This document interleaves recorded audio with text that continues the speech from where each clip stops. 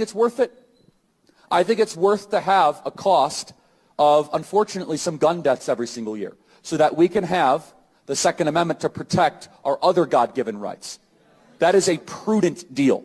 Welcome back to The Other Side of Change, only on the Black Star Network. My name is Jamira Burley, and of course, I'm here with my amazing co-host, Brea Baker. Based on the clip that we just opened with, I imagine you can guess what today's topic is about: gun violence. Last Wednesday, a school shooting took place during a Denver high school third week of school, and several students were injured. On the same day, conservative influencer Charlie Kirk was murdered at a school rally in Utah. Coincidentally, this was after deflecting from a conversation on mass shooting and gun violence in America. Let's get into it. Yeah. Since last Wednesday, there have been at least 4 more mass shootings, but Charlie Kirk's murder has certainly consumed media attention. The 31-year-old was very vocal about his beliefs in the Second Amendment and other conservative ideals that he held. Here are just a few quotes from his speeches, interviews, and commentary. He said, "Having an armed citizenry comes with a price, and that is part of liberty." He said, "We made a huge mistake when we passed the Civil Rights Act in the 1960s. In response to being asked, "You're comparing abortion to the Holocaust," Charlie Kirk replied, "Absolutely, I am. It's worse." And he said, "I can't stand the word empathy, actually. I think empathy is a made-up New Age term that does a lot of damage." So this is where we're at. And gun violence in America remains rampant. Last week's actions are proof that the violence can't be contained once it's unleashed. We're going to unpack the latest news around Kirk's public death, what this means for the larger conversation around guns in this country, and the backlash to those who are not mourning him publicly. But let's start with some headlines. I've been trying to be on this kick because so much is negative, of just like at least one positive one. And a moment that went viral was Hack star Hannah Einbinder criticized Ike and shouted for Free Palestine in her Emmy speech. Not just in the speech, but then in post coverage, she spoke about her experience as a Jewish American woman and how it's so important for her to be outspoken in this moment. So she said, "Go Birds, F ICE, Free Palestine." Loved that moment and was so glad to see that in a time where free speech is being attacked so much, that there are still people who are speaking up, who are stepping into their courageousness, and who are refusing to be silenced. No, absolutely. And I think a lot of folks underappreciate moments like those and what it takes for someone to know that by speaking out, they are risking their entire livelihood, right? Yeah. They could be blacklisted, they could be doxxed, they could be stalked. We've seen instances of this happening both on the local scale as well as through celebrities and celebrity interaction. But I do think the momentum is continuing to build, especially in light of the new report that came out of the United Nations, where they've officially declared what is happening in Gaza to be a genocide. Yeah. So we can no longer hide from the facts, even though many of us were saying this months ago. And you see more celebrities kind of using this moment to finally speak out. And I'm excited to see, because they can't punish all of us, right? If all of us are saying and doing the thing that pushes back against the tyranny that we are seeing, they can't punish us all. And we actually need to stand in solidarity with each other. So I was very shocked and amazed to see that moment, only because you had LL Cool J on the VMA saying this is not a space for politics. And I'm like, sorry, your entire identity is political. Like everything is political in this country. There's not a thing you can do or can't do that isn't governed by politics. Facts, that part. So what a time. I have one positive, one negative. I'm going to start with the negative first. Unfortunately, a new GOP bill empowers Marco Rubio to revoke passports if they criticize things that they don't want to be criticized, particularly the Charlie Kirk shooting, as well as folks that are still criticizing Israel. And so this legislation has not hit the floor of Congress yet, but it's HR 5300, which was introduced by Representative Brian Mask from Florida, who supports mass terrorism. He supports the arresting of mass terrorist sympathizers, as he labels them. But that's pretty, broad terminology, because they can label anyone as terrorist without any due process or any steps for that person to be able to redeem themselves or to properly advocate for themselves. And a bill like this is dangerous, that he can revoke somebody's passport for the simple fact of exercising your civil rights. Yeah. And to your point of they can move the goalposts and change up these designations. Absolutely. Trump also just announced that Antifa is now a major terrorist organization. And which is not an organization at all. Right, exactly. I'm like, that's not an organization. It is a shortening of the phrase anti-fascist. So anyone protesting fascism could be lumped in with what Trump is saying is a major international terrorist organization. And we should all be concerned because we should all be protesting fascism. And doing so now could mean that you are being labeled a terrorist, could put you in line for some real serious criminal charges. So, it's interesting to see this coming from the party of the free speech and First Amendment, and they only believe it when it comes to them, because I mean, this is happening at the same time where a Fox News host had the nerve to say that they should just, off all of the homeless people in the country. They don't really actually believe in free speech for us, just for them. Just for them, for sure. Well, on some Luigi Mangiani, I hope I'm pronouncing his last name. Is this your positive news? No, my positive news was, and I'm in here, but honestly, this is, listen. I was just getting clarification, This might be positive too, on your outlook. Luigi, for those who are maybe like, so much is happening in the media cycle and you already forgot, is the one who killed the United Healthcare CEO. And he is facing a lot of different charges, but there were some state terrorism charges that were being linked to his case, and those have been dismissed by the judge. And so it doesn't mean that his case is being dismissed. He's still facing federal charges and lots of other things. But I think it just is, just important for people to know and keep track of what's happening with the case, and to see that on the one hand, they're really trying to push terrorism. On the other hand, there is legal precedent now, to fight against that. I mean, terrorism in general is such a hard thing to nail. Like, the definitions change so much depending on who wants to wield it. Yeah. And it's a very politicized term to use. And I think we're seeing that more and more in this moment. No, that's absolutely true. And, what's so interesting is that after the unaliving, and I say unaliving, and that just goes to show you how chronically online I am, the unaliving of the CEO of United Health by suspected allegedly by Luigi, they were blasting and plastering his face all over mainstream news for weeks, right? And now we barely hear anything about him. And I think it's because the fact that the public didn't respond the way that they did, right? Like the way that they expected. They expected the public to be disgusted and to be ashamed and to demonize him. But really, if anything, it helped to build a base of supporters. Many people who are, or victims of big corporations who have been taken advantage of, especially those who have been taken advantage of in the health industry, where their bills have not been paid, where their care has been denied, where they can't get access to adequate care. And it's just a prime example that we are much closer in similar experiences if you are part of the 90% in this country, because you don't have access to billions of dollars, than you will ever be to the billionaires class. And I think that's why we don't see his face everywhere. But it also goes to show you that a lot of times, federal prosecutors will try to lump all of these charges on individuals because they want to make an example out of them, but they actually have to prove their cases.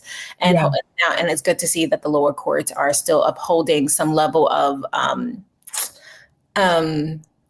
legal precedent, some level of like processes in a way in which that we don't see happening at the federal level. So interesting. And to the point of being chronically online, there is a video going viral. I don't know if you saw, it's a Black woman who was prescribed medication that like chemically burned her skin off. Wow. And it is like so alarming to like see the state of her skin, but then she is going through healthcare to get the coverage that she needs and was denied her appeals. And she's just like, I don't understand. There's all the proof in the world in my case. And she's just like bawling her eyes out in this video. And in the comment section is people just being like, yeah, they will take your money quick, these companies. But when it comes time to return on that investment and do something for you, they disappear. And there needs to be accountability on all ends. And like what we deem violence and what we deem terrorism, what we deem unacceptable, typically in this country, like the people in power are favoring corporations and profit, and it's time that like the people are represented. So yeah, I mean, legislation is violent, right? Policies are violent because they could be the thing that actually cause someone to become harmed or to harm themselves. And the fact that you have folks sitting in a room in a corporate building deciding whether or not the recommended care that your doctor has prescribed is needed is a dangerous practice. And it's mind-boggling. No other form of insurance you can be denied like that. Like my car insurance can't deny me if I meet all the requirements, and I've been paying steadily, but only is that allowed in the healthcare industry. I saw somewhere that the U.S. has the most expensive healthcare industry, and yet we have some of the worst care in the world. Like those two things just don't make sense to me. Yeah. America, right? Make America great again. Make America great again. So my last piece of headline is my positive news for the day. Okay, let's hear it. Which is that, for all the parents out there, if you're not living in New Mexico, you're missing out. At least in this aspect. So New Mexico is now the first state to offer free universal childcare for all parents, regardless of their social and economic class or how much money they have in their savings. All students will have access to free childcare across the state. And it will it's now estimated to save most families around $12,000 a year, which will enable for that money to go back into the pockets of needy families to help them plan for the future and sustain their lives today. To keep up with the demand, the governor's administration is now looking to open about 500 additional licensed childcare facilities across the state, as well as help to authorize and train at-home care facilities as well that can host a smaller number of children. But this is revolutionary, right? Like not only will children get the childcare that they need earlier in their development, but also this will create jobs and relieve financial distress from families and enable for mothers, oftentimes who are the stay-at-home parent, to go back into the workforce. So I'm curious to see what this impact will have for the economy in New Mexico, but also for like violence and crime. All of those things are interconnected. And when you provide people jobs, care, and the ability to be able to feed their families and keep a roof over their head, homelessness may go down. So it's a pretty celebratory moment in New Mexico, and hopefully other states see this as an example that if they can do it, then we can do it. And they're doing it by taxing the wealthy, right? They're actually using those funds in a way that benefits the vast majority of people. So exciting news. I love to hear that. I mean, this is pro-life. And of course, it's the Democratic governor that is leading the way on this. In my head, I'm like, okay, would love to see that come to Georgia, but I don't know if our Republican leadership is too consumed with banning abortion to actually focus on the children who are alive, who are not, just in the womb, but are out here needing care, needing support. And to your point, yeah, that's going to save so much money. I mean, depending on the state, I'm paying definitely more than $1,000 a month on my child's care. In New York, for like bare minimum care, you can be looking at $2,000 a month, let alone if you want. Some people's rent. That is right. crazy. No, literally, that's rent, that's mortgage, that's so much. So you're freeing up a family's ability to save for the future, to invest in their families in other ways. And so to your point, it's absolutely interconnected to see that when families can allocate those resources in different ways, how it reduces poverty rates and food insecurity and allows parents to be more present with their children, right? And like, as you said, to prevent crime. So I love to see this, and I really do hope that others follow suit. Yeah, absolutely. So we're going to take a quick break. We'll be right back. Remind you, you are watching On the Other Side of Change, only on the Black Star Network.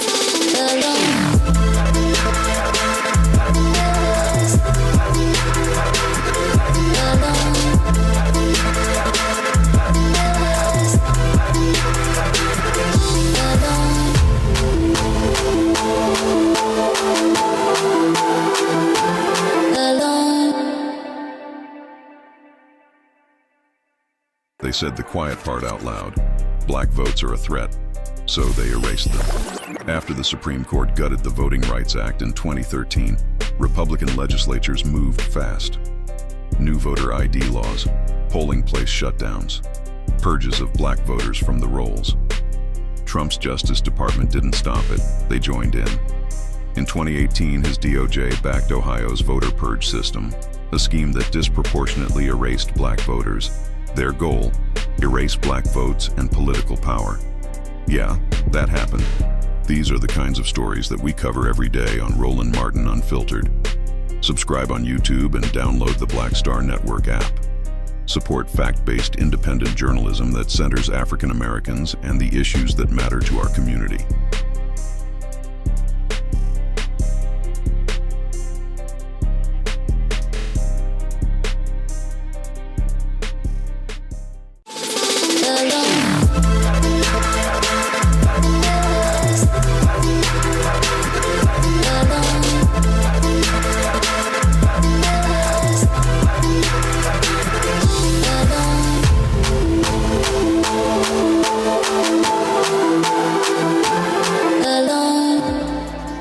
Welcome back to The Other Side of Change, only on the Black Star Network. We just finished unpacking some of the latest headlines. Now it's time to talk about Charlie Kirk, gun violence in America, and how the nation has responded in the week since, and what it means for ongoing gun violence in this country that continues to invade our schools, invade our movie theaters, our churches, our grocery stores, our homes. Yeah. And the responses to Charlie Kirk's murder, I mean, across all political ideologies and backgrounds was very instant. I mean, Trump demanded flags be flown at half-mast after Kirk was pronounced dead, announced that Kirk would be posthumously given the Presidential Medal of Freedom. I mean, this is not a politician we're talking about, just to be clear. You know, Charlie Kirk was not an elected official or part of any cabinet. But it's clear that the right is turning this avid gun supporter into a martyr on the other side of this act of gun violence. And I'm just unsure how they plan to do this without addressing the elephant in the room, which is that Kirk's death could have been prevented in a nation with stricter gun laws.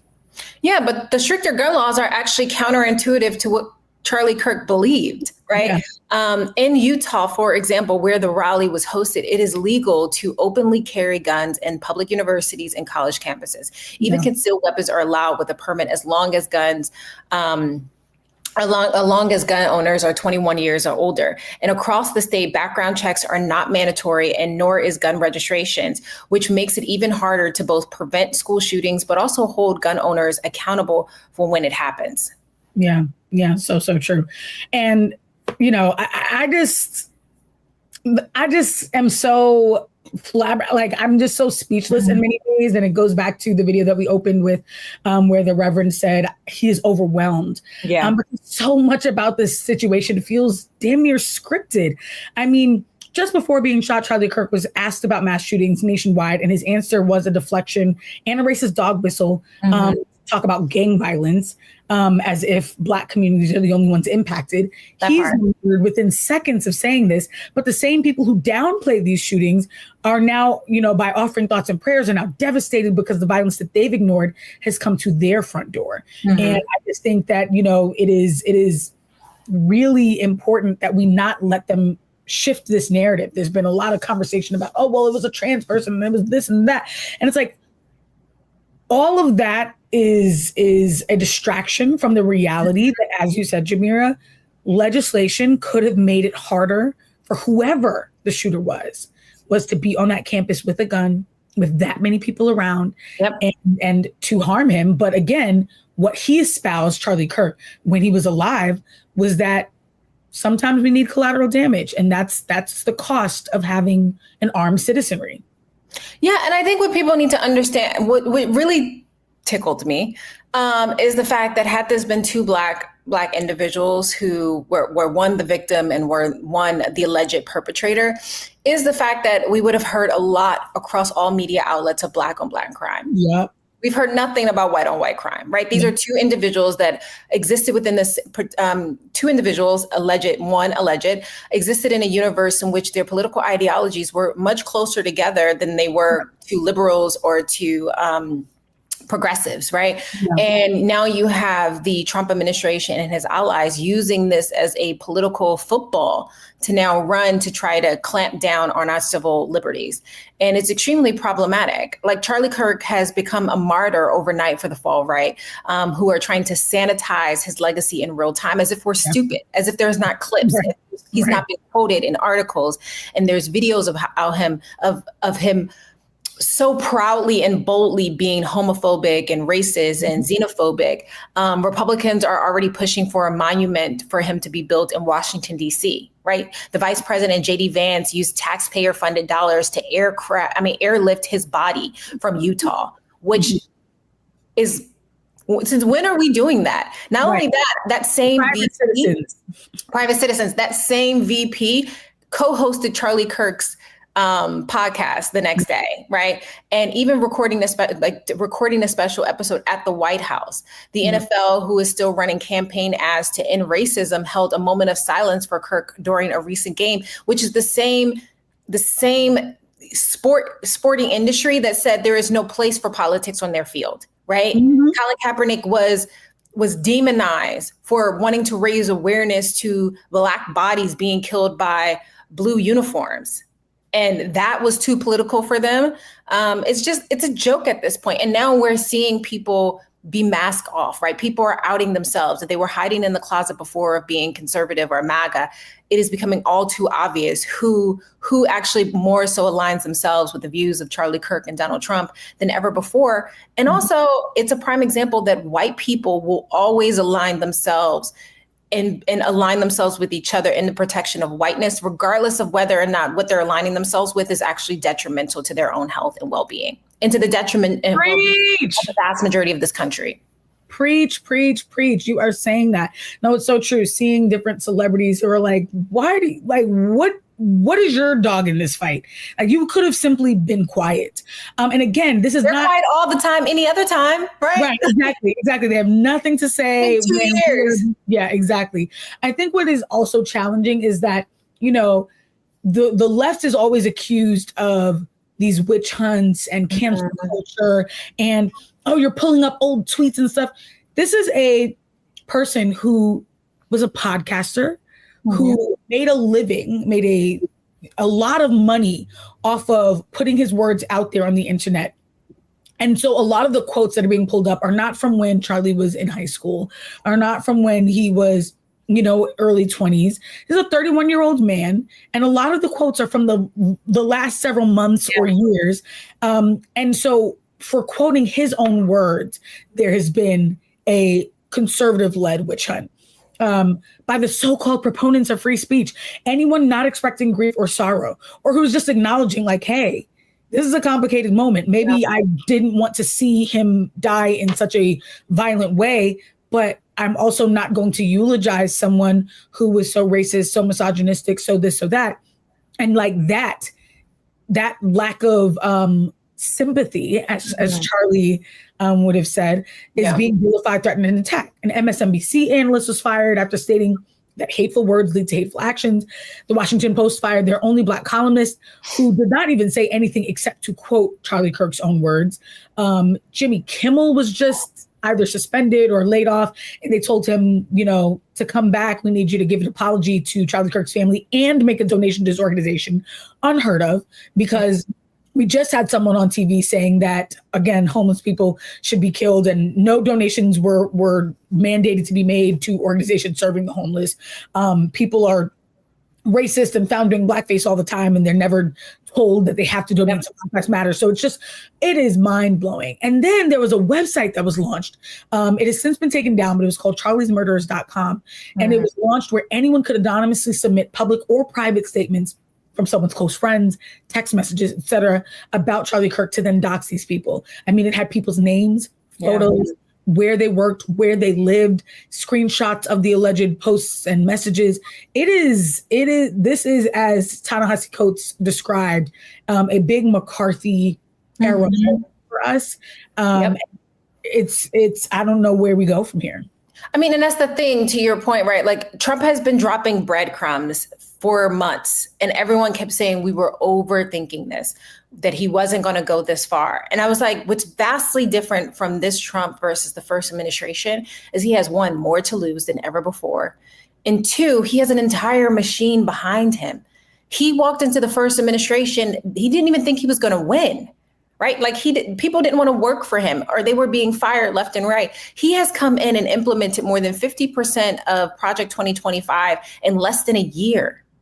I don't know why people keep thinking this is a joke. And we should have saw the 319,000 Black women being unemployed, being fired from their jobs, because we know that that was retaliation to Black women voting for Kamala Harris. That was an opportunity for them to test their methodology and seeing what we would and would not accept. And now we're seeing it happen to rich white men.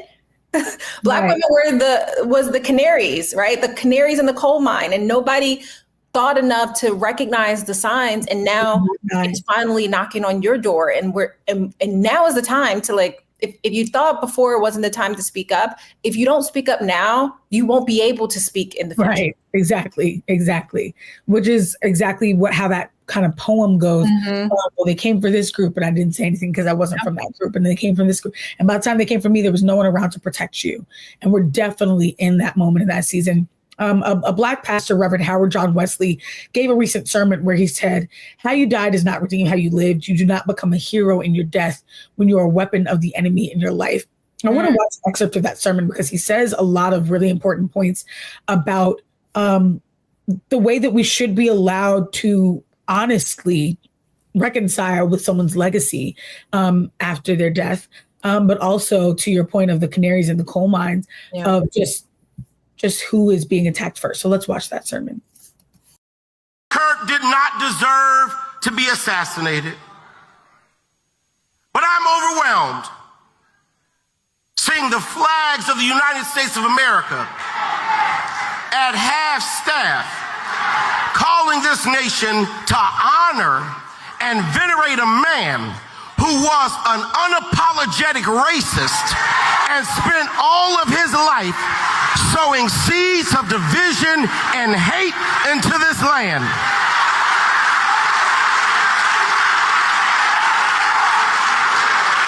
And hearing people with selective rage who were mad about Charlie Kirk but didn't give a damn about Melissa Hortman and her husband when they were shot down in their home, tell me I ought to have compassion for the death of a man who had no respect for my own life. I am sorry, but there's nowhere in Bible where we are taught to honor evil. And how you die does not redeem how you lived. You do not become a hero in your death when you are a weapon of the enemy in your life.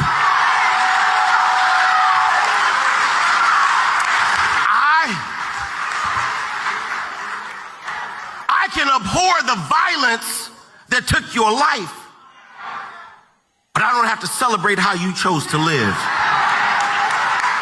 I am overwhelmed. And this is a prime example that selective outrage, like those words are the exact words I'm sitting with right now. Our country has normalized violence when the victims are children of schools, massacres, of music festival attendees, LGBTQ people at a nightclub, Black people, Palestinian immigrants.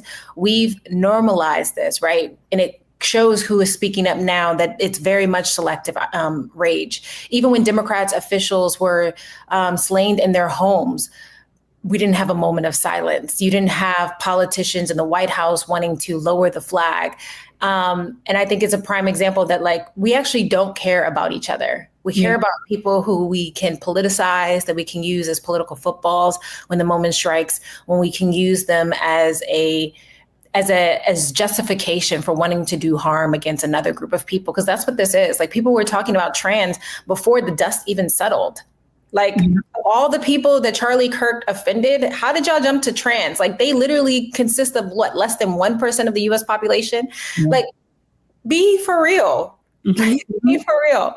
Just looking for any scapegoat. But it also shows the unfortunate reality, which is that for some of us, violence is expected and normalized. As you said earlier, if the victim was Black, would have been like, oh, just another day in Chicago, just another day in Brooklyn, just another day in.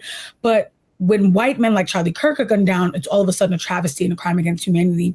And that hypocrisy is real and needs to be addressed, because it should be a travesty. It should be something that we are outraged by anytime we lose a life, recognizing that it always could have been prevented, that all forms of gun violence should be considered senseless, not just when the victim is someone that the president would have enjoyed playing golf with, right? Like we need to be just as outraged when kids are going to school, having to do drills, learn how to barricade doors, hide, when to answer the doors, when to not speak. Can I have my phone in school? But how do I contact my parent if there's a shooter? Like that should be concerning us. You know, it has been how many years since Sandy Hook, and we have not made major headway, largely because of conservative mouthpieces that now are saying that something must be done.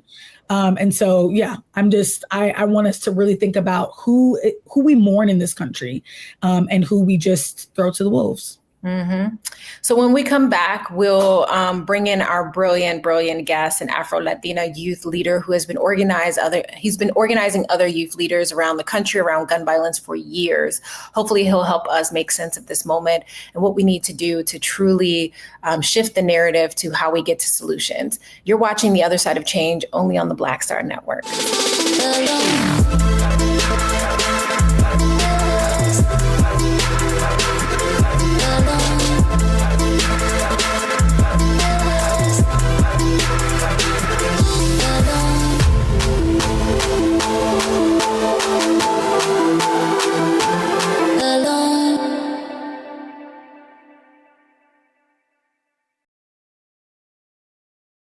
Hello, I'm Isaac Hayes III, founder and CEO of Fanbase, and I'm here with a very important message. We are at a turning point in the Black community where we must have equity in the apps we use that scale to billions of dollars. But this time, we own the infrastructure, we own the culture, and we shape the future. And Fanbase is the future. Fanbase combines the free functionality of Instagram, TikTok, and YouTube into an all-in-one platform built for the evolution of social media and monetization. With over 1.4 million users, that's real proof that we are shifting the conversation of tech ownership and equity for creators. So right now, I want you to go to startengine.com/fanbase and invest today. The minimum to invest is $399. That gets you 60 shares of stock in Fanbase at $665 a share.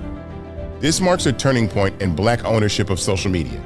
If we don't take this opportunity to own social media right now, we will always be customers to our own creations. And that can't go on.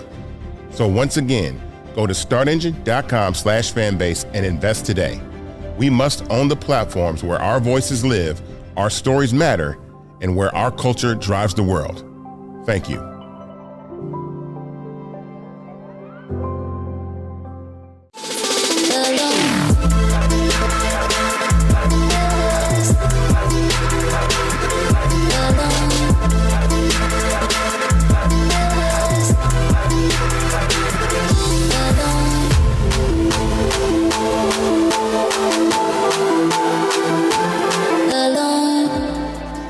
Welcome back to The Other Side of Change, only on the Black Star Network. Today we have a special guest to help us understand what it will take to address gun violence in America once and for all. Luis Jonathan Hernandez is a dynamic leader and strategist dedicated to advancing social justice. As the founder of Youth Over Guns, Luis has been instrumental in driving policy changes that has addressed gun violence and public health, contributing to the passage of 20 laws in New York, a federal law, and multiple executive orders.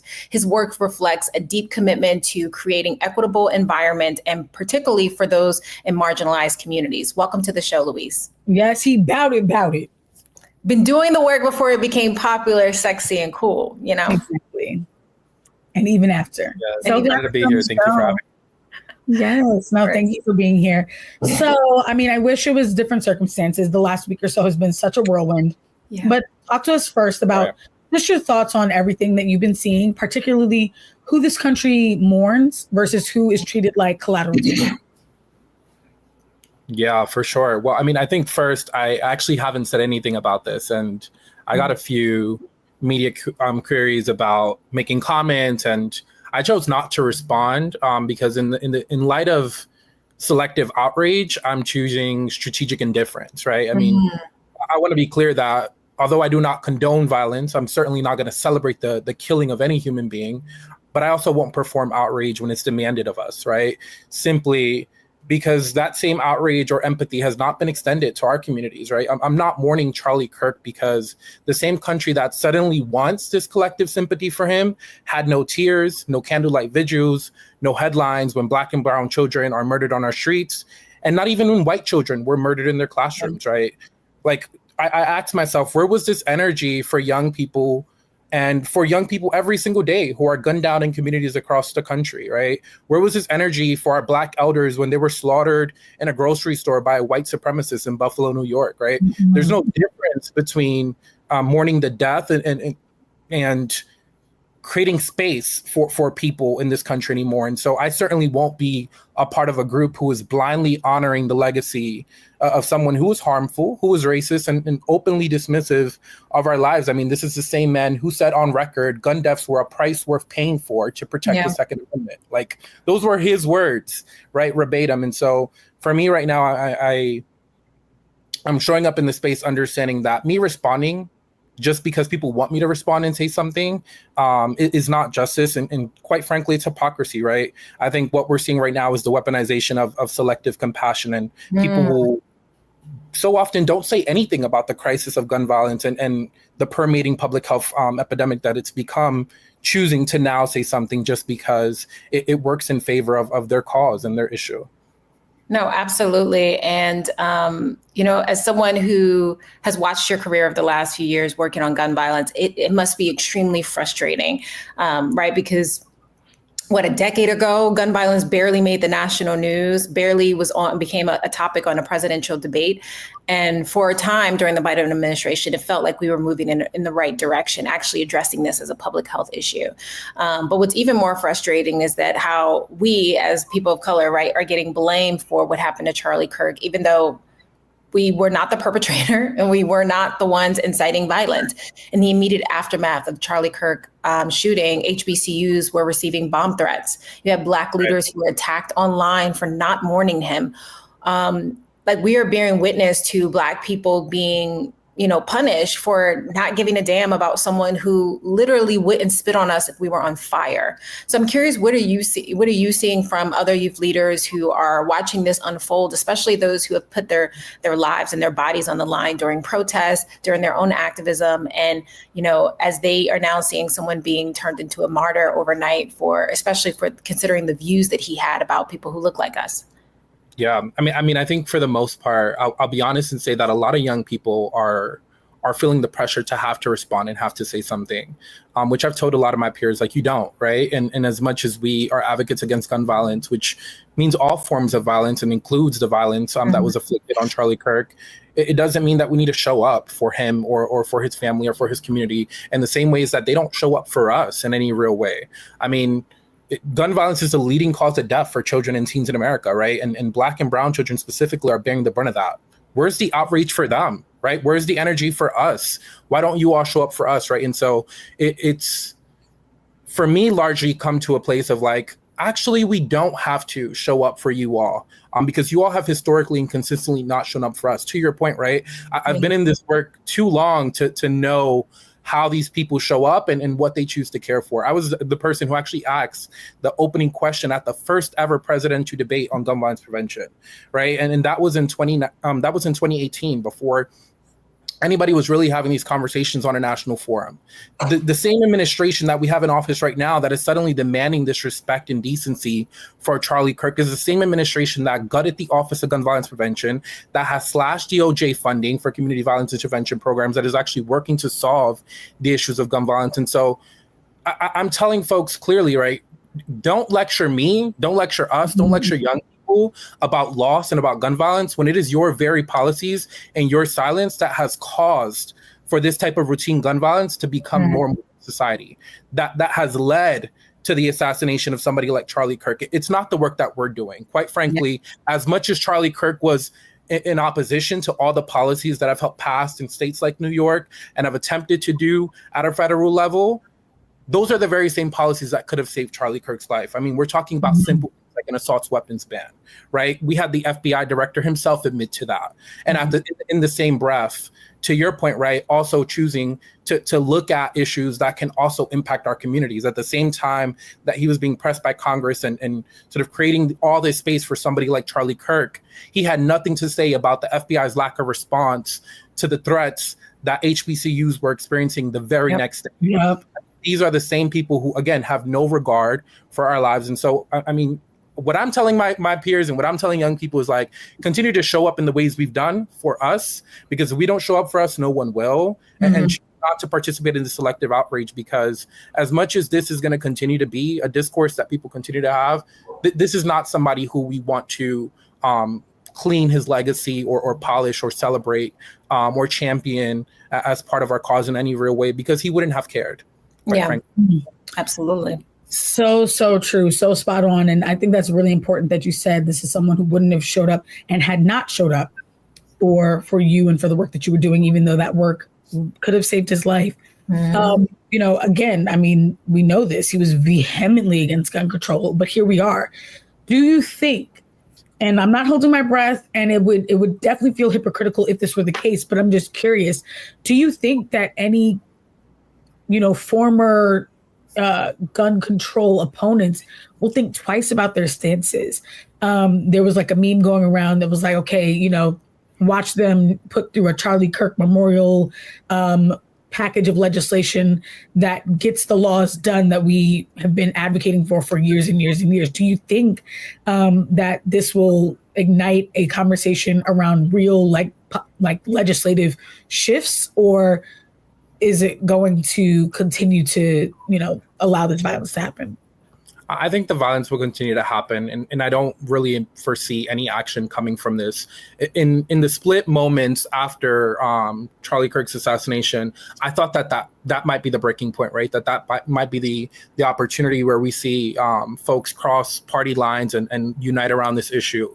And it was clear in the hours that passed that that's not the case. I mean, the president himself, who claims to care so much about Charlie Kirk and wants to support the family, when asked various times in live interviews, has shifted the conversation to entirely different things. I mean, the most recent clip I saw, they asked him about how he was grieving and mourning the death of Charlie Kirk, and he said, "Look at the ballroom I'm building," right? And so it's this sort of shift. Right. It's this shift in like conversation and dialogue, because he doesn't want to have the conversation, because having the conversation would mean that he has to confront the real problems that we're facing. I mean, at Youth Over Guns, we're clear in the work that we do. Like, we're not here to posture. We're here to save lives. And so if there's an opportunity to engage in life-saving work around policies and measures, even if it's a Republican-led effort, we want to see what's up, right? We would love to participate in dialogue around what that might look like. But what we've seen consistently from the GOP and largely from this particular administration is a failure to respond to the crisis of gun violence. And more particularly, in the instances where they do respond, it's nothing but continued investments in failed programs that we know don't work, right? They want to grow police budgets. They want to throw more police officers at schools. They want to put police officers everywhere. It's sort of this police criminal justice response to something that is clearly a public safety, a public health issue. We know from the data that it doesn't work. Right. It didn't work in the place. I mean, he had bodyguards, campus security, and police on that campus, and they could not find the shooter. They arrested two different people who they've since released and said, the shooter was the alleged shooter was only identified because the father turned him in. Yeah, and I mean, the only policies that I foresee we're going to see from this is continued suppression of our First Amendment rights. I mean, we're seeing it across the board with folks who are choosing not to speak out about Charlie Kirk, with folks who are choosing to say things about Charlie Kirk. I mean, whether it's sort of a damn if you do, damn if you don't. Yeah. And folks are getting their voices and their comments suppressed. Folks are, I mean, I said this earlier to a friend. I'm like, if somebody like Jimmy Kimmel can get his show pulled Yeah. and he has the power and the influence that he does as a white man, what does that mean for us as Black and brown young people who are trying to affect change in our local communities? Yeah. When we say something, right? And it's part of why I said earlier that I'm choosing strategic indifference about all of this, because it really doesn't move the needle on anything to engage in a dialogue that is not conducive to solutions. We're not going to see that, not in this time, and certainly not from this administration. Yeah. No, I'm happy you mentioned that solutions. You know, we know that more than 30,000 people are killed in the US every single year. We know that hundreds of thousands more are injured due to gun violence. The three of us probably know someone who lost their life to gun violence ourselves. While it feels very bleak to think that there is going to be any national effort around gun control or gun prevention, there is work that is still happening on the ground. What would you say are some of the ways that folks can still continue to push for reform, even if it's just at the local level? Yeah, I mean, I think there's a lot of states who are still willing to lead on this, and even more so now that the federal government has rescinded so many of the necessary executive orders that came out of the Biden-Harris administration. I think what's clear is that across the board, there's opportunity to engage in local policies that can make a real difference, and that we can actually see difference around, right? And I was part of the coalition that helped pass legislation around PLACA, which essentially lifts the veil of liability on gun industry manufacturers who for so long have funneled guns into our local communities, but held no liability or responsibility for what has happened because they're protected, right, under law. And so in New York, we've lifted that veil where now families are going after these manufacturers and suing, right? Because when you have somebody like a 16-year-old Angelique in the Bronx shot and killed using a ghost gun that should have never made its way into New York, there's somebody that needs to be held accountable for that. And it's the manufacturer that produced those pieces that should be a violation of New York law. And so we're now seeing policy. So I'm calling on folks across the board to champion your local representatives to leave aside some discretionary funding for them folks, because those are the lifelines that exist in our communities that help prevent. Even if it's 2 or 3 shootings a day, those are 2 and 3 lives that were worth living and worth saving, that happen on a daily occurrence. I mean, we're talking about folks who are willing to put their bodies on the line and are now being stripped and left without resources or jobs, unemployed, because their organization's budget was entirely cut because they were reliant on someone like the DOJ, and now Trump has decided to come in and gut their funding entirely. But there's resources, again, that exist locally, that exist on a statewide basis. And so in states where we feel like we can get movement, I encourage folks to lean into that and think about how you can champion the cause of these local organizations who might not be politically connected, who don't have the resources to lobby their representatives, right? They rely on community to show up, to play your part and do that, and support them yourselves, right? I understand that we're like in one of the worst economic states that this country could be, and folks are operating with rice and beans, scrambling for resources. But if you have an extra $20 laying around that you plan to use for coffee this week, donate it to your local violence prevention organization, because they can do a lot with that, right? Those monthly contributions from individual donors go a very long way. And at Youth Over Guns, we do not do direct service, and we're not doing violence intervention work on the ground. But in large part, our advocacy efforts have always been about creating funding opportunities for the organizations that do. So in New York, we helped increase the budget to over $100 million for the crisis management system here. And we're working in other cities to see what it looks like to replicate that model. Right now, we're looking at Atlanta. And so thinking about cities where there's opportunity to do this work, there's simply no courage and no will about how we create the political and social environment that forces our local representatives to prioritize this as something that needs to be prioritized, because ultimately this is life-saving work. Preach. I love that you're running down those receipts and naming that locally there's a lot that we can't do, because I think right now there's so many moments where people look out at the Trump administration and feel like, well, our hands are tied until 2028. And that's not true. They're not. Much that we can do, especially in our local cities, to push this conversation forward. And for those who they themselves are like, well, I don't know what it looks like, then support the people who do. So if someone is listening and is saying, wow, I love everything that he's saying, I want to support his work and his leadership, how do people stay connected to you, stay connected to Youth Over Guns, and continue to support this sort of work happening? Yeah.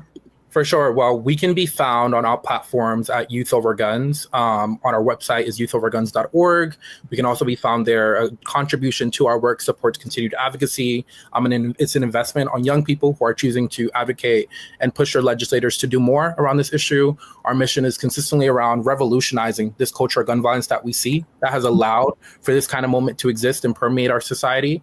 And so we invite you also to volunteer and support our work. Keep organizing, keep speaking out, keep fighting in your local community, because our lives and the safety of young people and really the future that we deserve, it should be more than just selective sympathy that we see happening for Charlie Kirk. It should be something that is long lasting, and there should be a willful decision to choose to protect the lives of young people.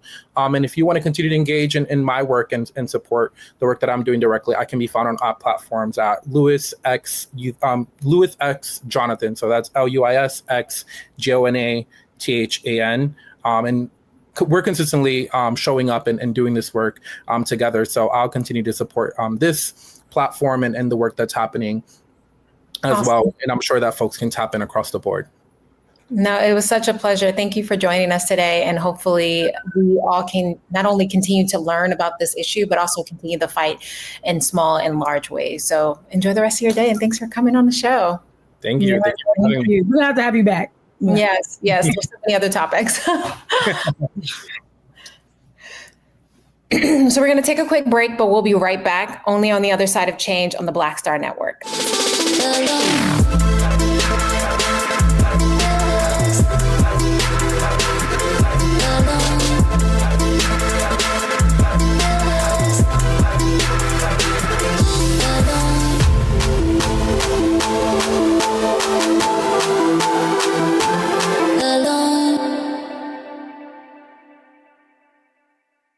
Hatred on the streets, a horrific scene, a white nationalist rally that descended into deadly violence. White people are losing their damn minds. An angry pro-Trump mob storms the U.S. Capitol. We're about to see the rise of what I call white minority resistance. We have seen white folks in this country who simply cannot tolerate black folks voting. I think what we're seeing is the inevitable result of violent denial. This is part of American history. Every time that people of color have made progress, whether real or symbolic, there has been what Carol Anderson at Emory University calls white rage as a backlash. This is the rise of the Proud Boys and the Boogaloo Boys. America, there's going to be more of this. Here's all the Proud Boys, guys. This country is getting increasingly racist in its behaviors and its attitudes because of the fear of white people. The fear that they're taking our jobs, they're taking our resources, they're taking our women. This is white fear.